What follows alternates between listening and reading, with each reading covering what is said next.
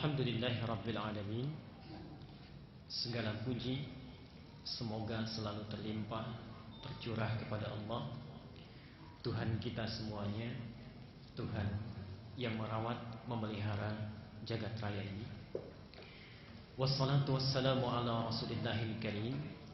Salawat dan salam semoga selalu tercurah terlimpah kepada Rasulullah Muhammad sallallahu alaihi wasallam wa ala alihi, kepada seluruh keluarga beliau, wa ashabihi, kepada seluruh sahabat-sahabat beliau, wa li jami'i ummatihi man tabi'ahu bi ihsanin ila yaumiddin, dan kepada seluruh umat beliau yang mengikuti sunnahnya dengan baik hingga hari kiamat tiba. Wa nahnu ala dzalika insyaallah minat tabi'in al-muhsinin, dan semoga siapapun yang ada di masjid ini tanpa kecuali termasuk di antara umat Nabi yang baik itu yang mengikuti sunnahnya hingga kiamat tiba.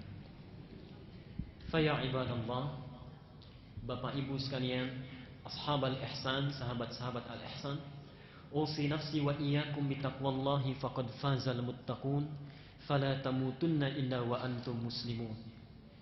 Karena itu mari kita sama-sama meningkatkan takwa kepada Allah Subhanahu wa taala dengan cara yang benar, dan jangan sampai kita meninggal dunia kecuali kita dalam keadaan Islam.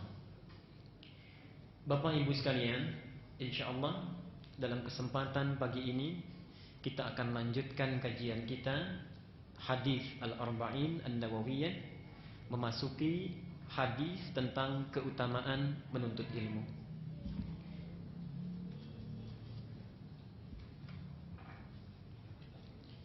Saya baru tiba dari perjalanan. Saya menulis hadis ini tadi di mobil di jalan.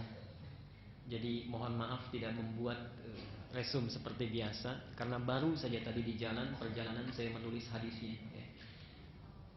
Tapi saya ingin komentari dulu tadi pengumuman undangan dari Majelis Ummahat Didakta, itu hadis palsu ya. Wanita tiang negara itu bukan hadis. Hanya terdapat di dalam kitab Ad-Dailami, dan ternyata setelah dicari di 1235 kitab hadis tidak ditemukan hadis itu. Itu di antara hadis palsu yang sangat populer di masyarakat. Saya tulis di buku saya, terdapat di halaman ke-69. Diuraikan di situ ya. Silahkan nanti dibaca. Dan perempuan jangan mau dipanggil wanita. Para pakar bahasa menyampaikan keliru wanita itu, yang benar perempuan. Wanita itu dari bahasa Jawa wanito, wani ditoto. Jadi kalau jadi perempuan harus berani ditata ya.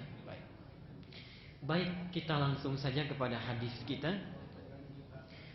Bismillahirrahmanirrahim. Tolong ikhlaskan diri kita dan niatkan kita mempelajari sunnah dengan harapan ingin bertemu dengan Nabi SAW nanti. Man ahabba sunnati faqad ahabbani.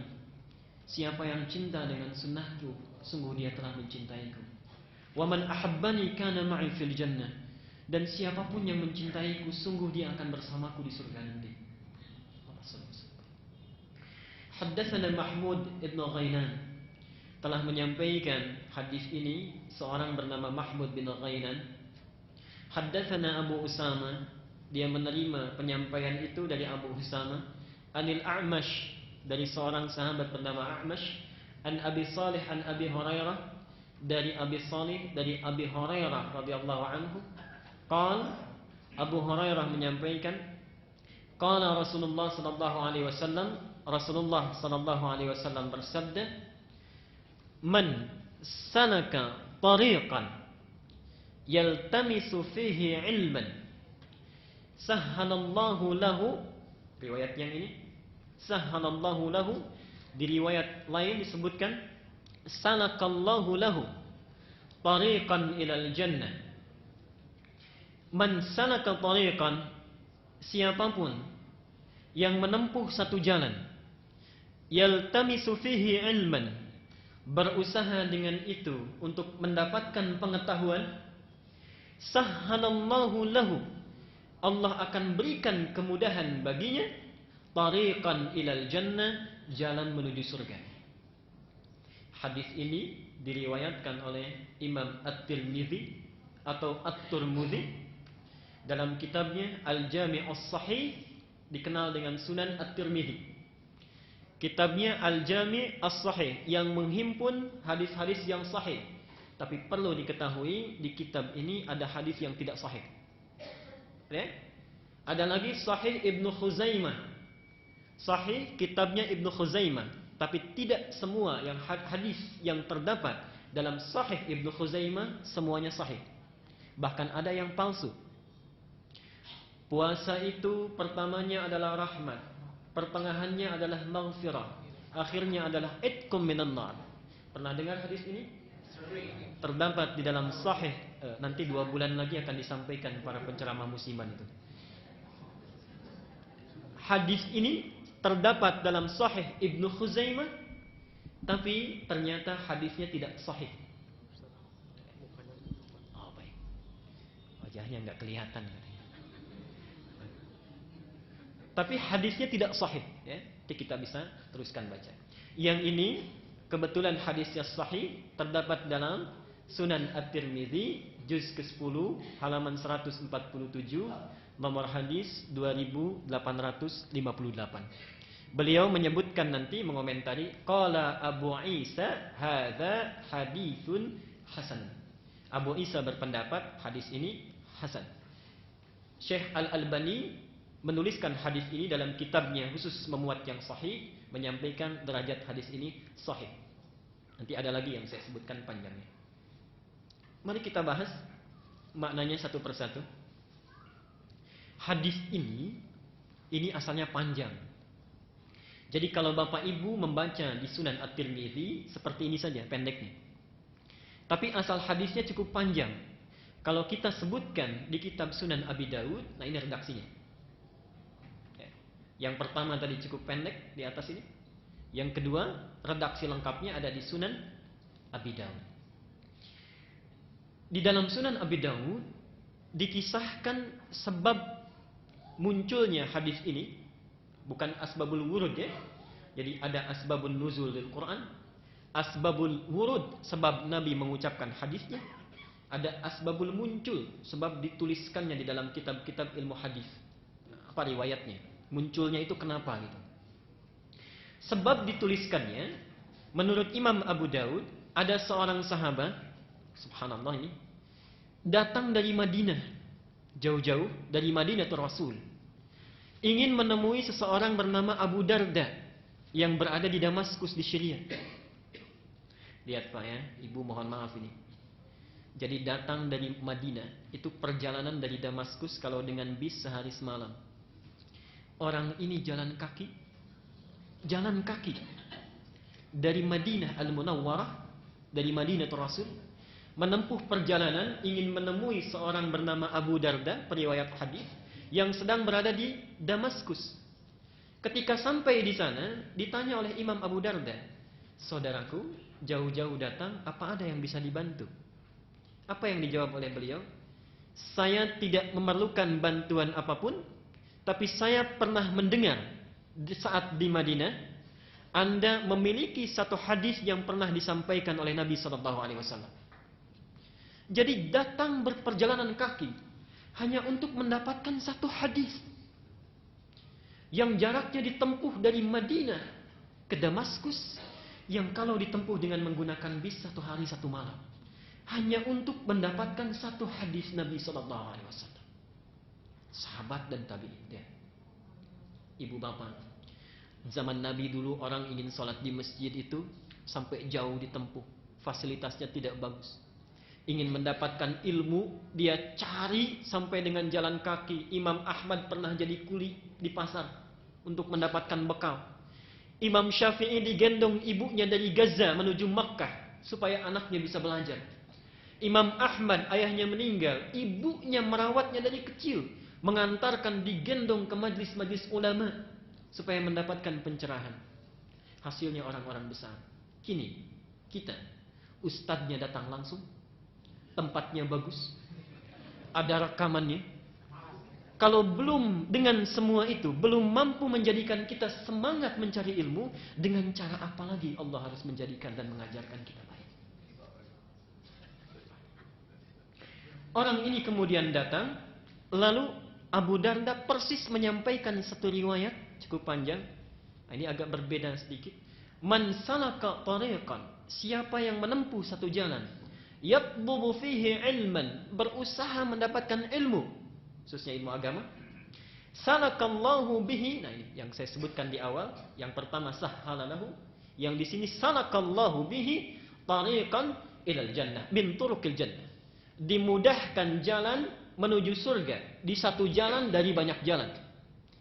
Jadi kalau orang-orang itu ke surga banyak jalannya, kalau penuntut ilmu itu disediakan satu jalan khusus. Kalau yang lain dihisab dengan beberapa keadaannya, ya. Kalau penuntut ilmu itu hisabnya khusus satu jalan, tariqan ilal jannah. Bukan hanya itu. Saat dia belajar, saat menempuh perjalanan, wa innal malaikata la tad'u ajnihataha, dan sungguh para malaikat ketika ada orang menuntut ilmu, dia akan membentangkan sayapnya. Ridwan bi talibil ilmi, menyampaikan keridhaan. Kalau ada bahasa ridwan di hadis di Quran, artinya 3. 1,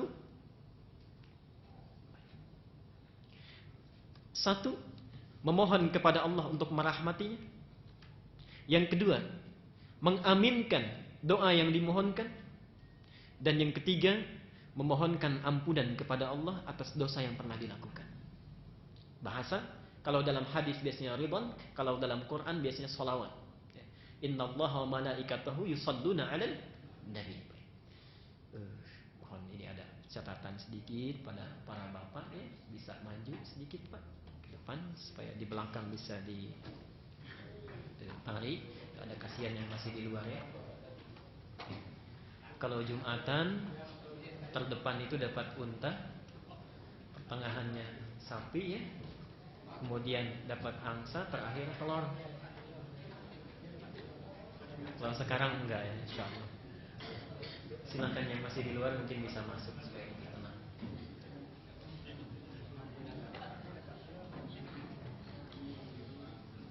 Barakallahu fikum. Barakallahu fikum. Jazakumullah khair.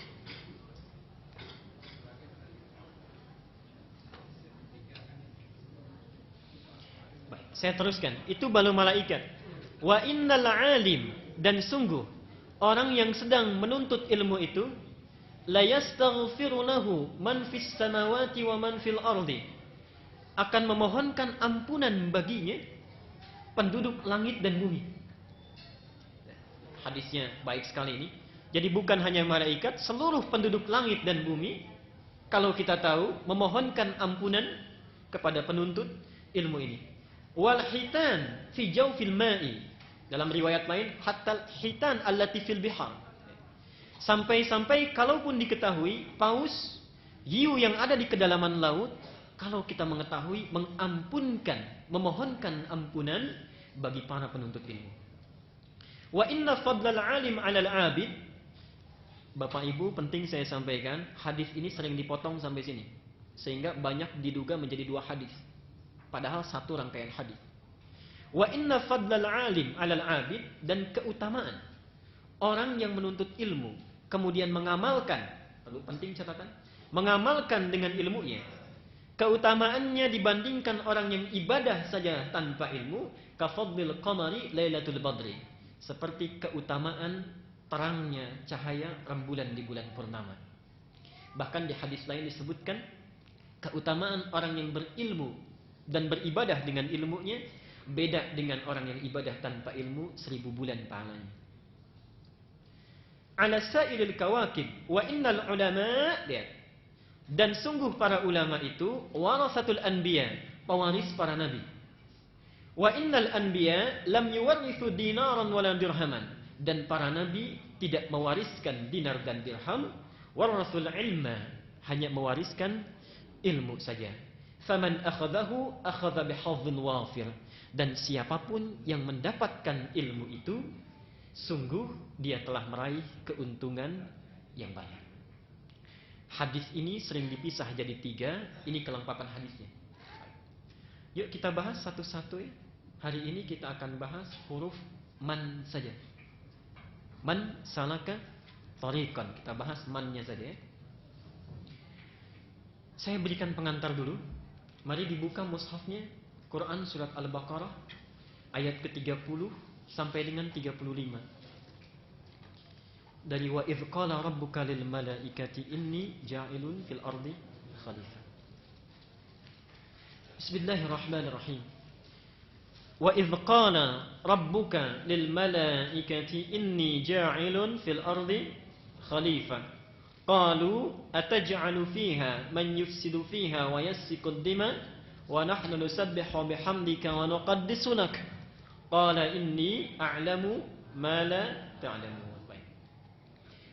Tatkala Allah berfirman, tatkala Tuhanmu ya Muhammad berfirman kepada para malaikat, aku ingin menjadikan di muka bumi itu seorang khalifah. Nanti lihat bedanya ya. Ayat ini persis mirip sekali redaksinya dengan di surat Al-Hijr ke-15, surat 15 ayat ke-28. Kalau di Al-Hijr ayat ke-28 redaksinya, wa idz qala rabbuka lil malaikati inni khaliqun basyara. Di sini inni ja'ilun fil ardi khalifah. Saya ingin terangkan sebentar. Ada perbedaan antara khalaqa dengan ja'ala. Kalau khalaqa itu menjadikan sesuatu yang wujudnya tadinya belum ada. Ini penghapus ya, belum ada. Kemudian saya buat sampai ada wujudnya. Dalam bahasa Arab dinamakan dengan khalaqa. Ana khalaqtul mimha. Saya membuat penghapus sampai ada. Kalau bendanya sudah ada, tapi fungsinya belum ada, materinya ada, zatnya ada, wujudnya ada, tapi fungsinya belum ada. Penghapus untuk apa Ibu? Belum tentu. Mungkin saya jadikan untuk melempar orang yang ngantuk. Bisa ya? Baik. Fungsinya belum ada. Nah, fungsi ini diungkapkan dalam bahasa Quran dengan ja'ala. Jadi ayat Al-Hijr ingin menyampaikan Adamnya sudah dicipta. Jadi Adamnya sudah ada itu dengan Hawa. Tapi misinya belum diberikan. Fungsinya belum diberikan. Di surat Al-Baqarah ingin menerangkan saat penyampaian fungsi dan misi itu di launching visi Adam ini di hadapan penduduk langit para malaikat. Dan jin pun hadir, termasuk iblis. Iblis hadir saat itu. Ya. Jadi iblis masuk dalam kalangan jin. Di surat Al-Kahfi, kana minal jinni fafasaqa an amri rabbih. Ya. Baik. Disampaikan oleh Allah, Adam sudah tercipta, dibuat misinya sebagai khalifah di muka bumi. Khalifah ini punya dua makna dalam bahasa Arab. Asal katanya dari kata khalafa, sesuatu yang menggantikan. Sesuatu ya, menggantikan atau saling menggantikan. Manusia disebut dengan khalifah karena kehidupannya akan saling menggantikan. Hari ini kita hidup, meninggal, datang anak kita. Anak kita meninggal, datang cucu kita. Begitu seterusnya. Karena ada siklus pergantian inilah, maka dinamakan manusia sebagai zatnya khalifah. Karena itulah Quran surat An-Nisa ayat 9 mengatakan, jangan sampai kita meninggalkan keturunan yang lemah. Harus khawatir itu. Pendidikannya, fisiknya. Wal yakhshal ladina law taraku min khalfihim dzurriyyatan dhi'afan. Khafu 'alaihim. Harus khawatir dengan keadaan mereka. Persiapkan supaya bagus, supaya baik. Falyattaqullah. Dan bertakwalah kepada Allah. Mendidik anak bagian dari ketakwaan kepada Allah. Saya teruskan dulu. Yang kedua, alhamdulillah. Khalifah juga dimaknai sesuatu yang berorientasi masa depan. Ada istilah salaf dan khalaf. Salaf yang telah lalu, ada salafiyah, saudara-saudara kita salafi. Jadi ingin menisbahkan pola ibadah aktivitasnya seperti dicontohkan generasi masa lalu. Lawannya khalaf. Khalaf itu generasi masa depan. Manusia dinamakan dengan khalifah karena diberi tugas oleh Allah untuk menata bumi ini supaya maju, baik, makmur dalam rangka ibadah kepada Allah Subhanahu wa taala sesuai dengan peredarannya dan memiliki visi untuk kepentingan masa depan. Oke. Nah, terkait dengan dua fungsi ini, Allah bukan hanya memberikan misinya, tapi sekaligus diberikan bekalnya. Jadi ada bekal yang diberikan oleh Allah supaya misi khalifah ini berjalan baik saat kita berada di muka bumi. Yang menarik, bekal itu bukan harta, bukan kedudukan, bukan uang, bukan makanan, tapi bekal itu diungkapkan dalam ayat ke-31-nya, wa 'allama Adamal asma. Bekal itu adalah ilmu pengetahuan. Jadi seseorang bisa menjadi pengganti generasi yang baik kalau dia punya bekal ilmu. Seseorang bisa sukses dalam kehidupan di dunianya kalau dia punya bekal ilmu. Seseorang bisa baik dalam profesi keduniaannya kalau dia punya bekal ilmu. Seseorang akan baik ibadahnya kalau dia punya dasar ilmu. Karena itulah bekal pertama yang diberikan oleh Allah kepada Adam bukan yang lain melainkan ilmu. Wa 'allama Adamal asma. Bahkan seorang yang memiliki pengetahuan yang baik bukan hanya mendapatkan kemakmuran dunia, tapi diangkat derajatnya oleh Allah. Yarfa'illahu alladhina amanu minkum walladhina utul ilma darajat. Bukan sekedar diangkat, tapi dihormati bahkan oleh penduduk langit selevel malaikat. Ayat 34-nya, wa idz qulna lil malaikatis judu li Adam fasajadu.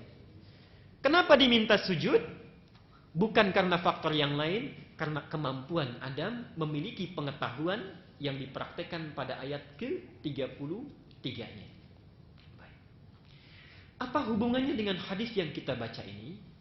Bapak Ibu sekalian, karena pentingnya pengetahuan ini dalam kehidupan kita dunia dan bekal di akhirat, maka Nabi sangat memotivasi seluruh umat Islam, siapapun yang tinggal di bumi, supaya berlomba-lomba menuntut ilmu dan jangan sampai ada orang muslim yang bodoh. Saya ulangi. Nabi menyampaikan dalam banyak hadisnya supaya umat Islam menuntut ilmu dengan baik dalam seluruh level usianya, mau kecil, mau besar, mau sudah dewasa, mau sudah tak terbatas usianya, tuntut ilmu itu bahkan dijadikan fardu oleh Nabi. Talabul ilmi fardhatun ala kulli muslimin. Tidak pakai wa muslimatin ya. Muslimatin itu syarah hadisnya. Talabul ilmi, mencari ilmu itu fardhatun, satu fardhah, penekanan yang sangat ditekankan ala kulli muslimin, bagi setiap muslim. Hadis ini di antara hadis yang menunjukkan keistimewaan, gambaran pahala yang diberikan bagi orang-orang yang baru mencari ilmu, belum mendapatkannya. Wahyu pertama turun apa bunyinya? Baca. Mari kita teruskan. Man salaka tariqan. Man itu sering diterjemahkan dengan siapa. Oke? Kalau kita baca Quran suka diartikan siapa, gitu kan? Padahal man itu dalam bahasa Arab punya dua kategori. Satu, kata tanya, dinamakan dengan isim istifham. Yang kedua adalah kata ganti. Sekali lagi, kata ganti yang bersifat umum, yang berfungsi sebagai kata sambung, konjungsi.